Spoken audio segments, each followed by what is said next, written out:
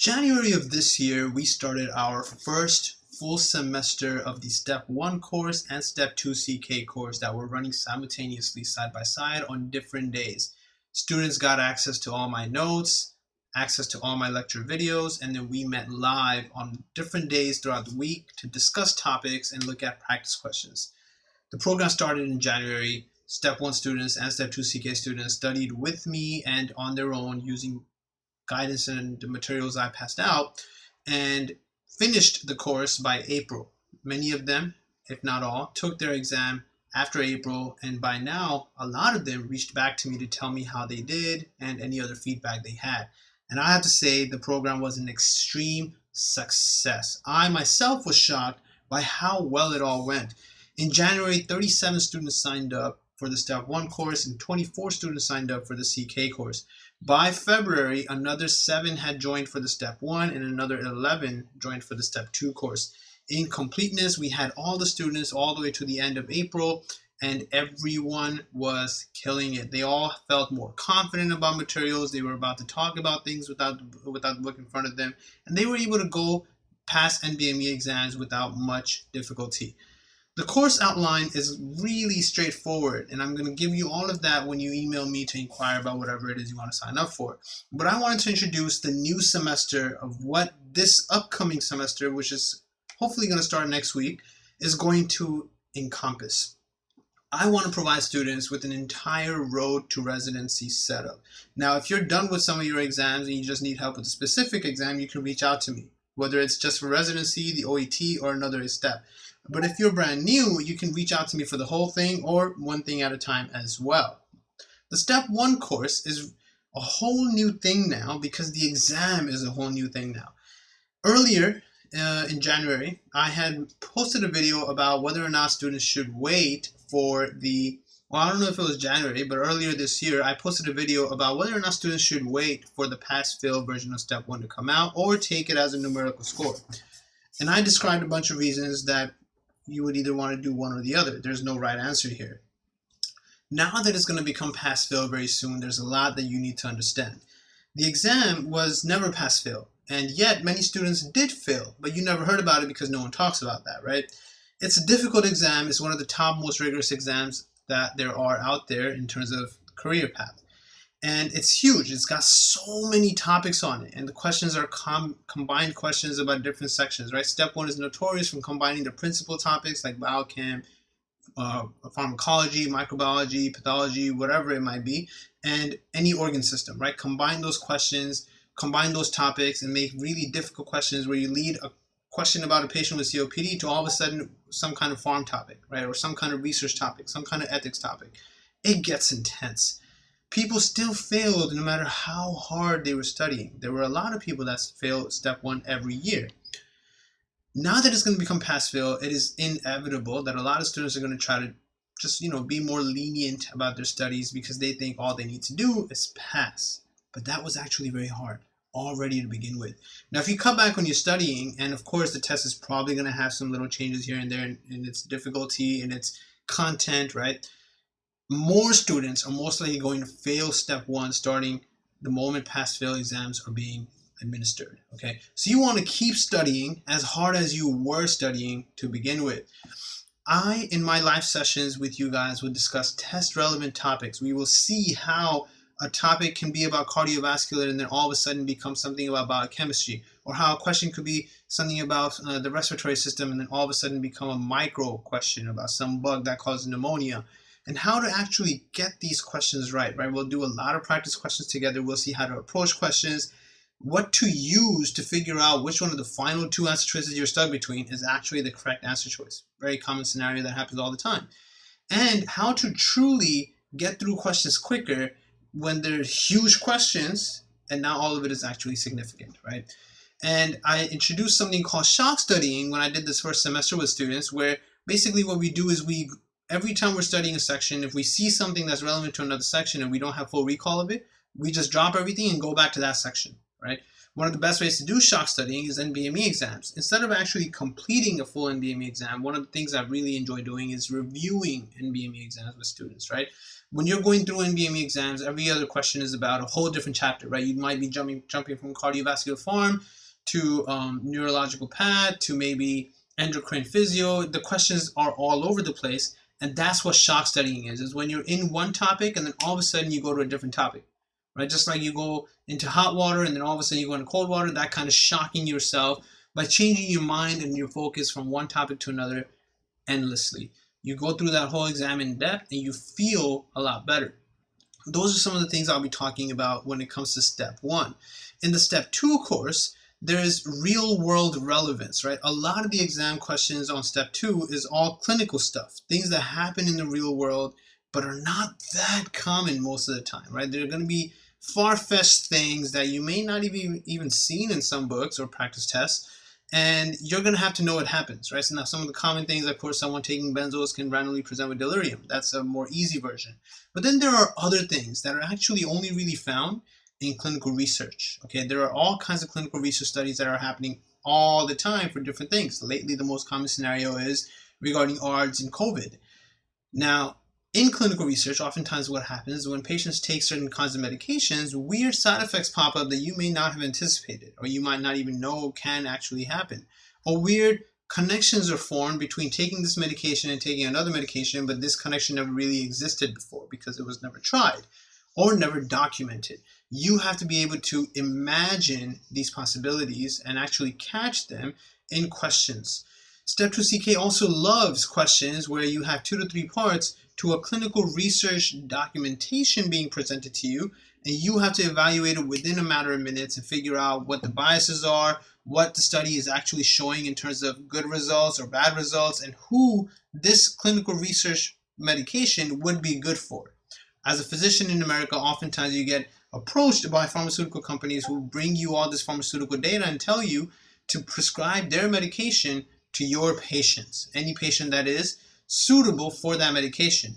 Now, based off of the research study that you have to be very good at quickly analyzing, you may or may not want to give your patient that medication because it may not benefit them or it may benefit them really well, right? And that's how you'll determine whether or not you should sign that patient up. And lastly, ethics and law. Everyone coming from the East often gets messed up when it's about ethics and law questions. If you did medicine in America, it's probably still annoying to you. Ethics questions can often be extremely tricky, although, realistically speaking, they shouldn't be. It should be something commonsensical. You should be able to figure out what the best next thing to say to a patient is, or what the best next step to do is. But turns out it's not. In fact, in India, if a 16-year-old girl shows up pregnant, one of the easiest things you can do right away, and one of the quickest things that will happen, is you tell the parents. In America, you lose your license for doing that, right? So there's a huge difference that presents in America when it comes to the ethics and law of medicine. On top of that, the best response to give in India, although it is taught, ethics conversations are not that big of a deal. When you get patients, you talk to them however you feel like talking to them, because most doctors in India are just going to have this God mentality and they think they're above everybody else, right? It's a common thing that I've personally seen. Now, here in America, you can't do that shit because you're going to lose your license and you're going to just have a lot of hate on you. And yeah, that's not going to work out too well. So I talk about all the different kinds of variations of those questions and what you need to know to actually be able to pass these questions successfully, right? What often happens is 2 statements are going to look extremely accurate and well said. Sometimes they both actually are the perfect thing to say, but only one of them is the best next thing to say, and then the other statement might be something you would say later on, okay? So you got to be very good at understanding how you're going to talk, which leads me to the OET exam, right? How you're going to talk, what you're going to say, how to write things correctly, and of course, how to fill sentences in the reading section. This OET exam is like an adult version of the SAT exam, which is something you have to take to go from high school to college here in America. This is definitely easier than the SAT because the SAT is very difficult at that point in time in education. The OET exam is just here to deter Eastern students for the most part. Any students that have a really thick accent and can't pass the speaking part well. Any students whose vocabulary is not discrete enough to understand the listening part. any student who doesn't really write in English much or read in English much, so they can't really truly grasp topics or elaborate anything in text easily. Those are the ones that will have difficulty passing the OET exam. Anyone that speaks and lives in English for most of their life will have no difficulty doing so. It's not that hard of an exam at all, but there are ways to prepare, and I'll equip you with everything you actually physically have to do to speak correctly, to understand what you're hearing, to write correctly, whether it's a letter to another physician for a referral or a letter to another physician for some question, and how to fill in blanks in reading statements. Okay, this exam is not that bad at all, but it is very annoying and definitely intimidating because it's a brand new thing that you may not have been ready for. All right, and the last thing I want to offer as a package is residency readiness. Right, for all students, residency is a difficult and terrible thing that we all have to go through, and it's very, very mind-boggling because there's just so much going on and so much we don't actually know about the process. For students coming from any other country outside of America, it's that much harder. Okay, you need to understand the match, understand SOAP, understand how programs work, understand how your personal statement should look like and what it does for you, who to get recommendations from, because not every recommendation is really that critical. Not every physician matters equally. And of course, one of the most critical things, networking, right? Having the right connections and how to build them is a critical thing that is going to be the basis of whether or not you can land a certain program. It's not all about your credentials, right? If you know the right people and you're able to actually attract the right people towards you, if you're able to show why you are the one they should hire, it becomes that much easier. Okay, I'm going to guide you guys when the time comes into figuring out what conferences to attend, how to reach out to different coordinators and physicians that can help you with your residency, who to look out to better your resume, better your portfolio, and improve everything about yourself so you seem more attractive, so that when a hospital looks at you, they can see, oh yeah, that's the guy, that's the girl, right? That's the doctor I want representing my hospital, right? Now, the course, you can either sign up for any one of these things or sign up for the whole thing depending on where you are in your studies. If you're just now starting Step 1 Prep, you can sign up for the whole thing and you get discounts for signing up for multiple things at the same time. If you're done with Step 1 and you just need to do Step 2 or just need to do OET, or you're done with everything and you need help preparing for residency, someone to look over your recommendations, look over your personal statement, anything that you need help with, I'm going to be there for you, right? I have a whole team working with me now too, and we're all going to be there for you to help you at our Discord server. So what is Discord? The link to join my server is going to be in the description below. This is what it looks like, right? This is what it looks like. So right here, we're looking at my USMLE live Discord server. I have about 800 people in here, right? And 16 of them are online. What this is it's kind of like a forum where people can type questions, ask things, and then someone is going to get back to you. People with a red name or people that are part of the course right now. Others are either someone that was part of the course or is just chilling here to be able to study, find study partners, ask questions, stuff like that.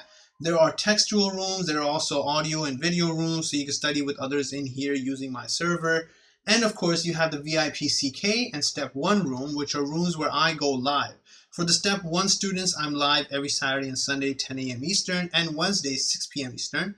For the Step 2 CK students, I'll be live on a different schedule based off of what the CK students are available with, right? So I usually try to get everyone's availability and then figure out the best time. And then we go live and we talk just like you and I are talking right now. And students are able to ask questions. They can type whatever they want to, and I try to address everything the best I can. At the end of the day, the session is also recorded and posted for the student to view later, especially if you missed the live session.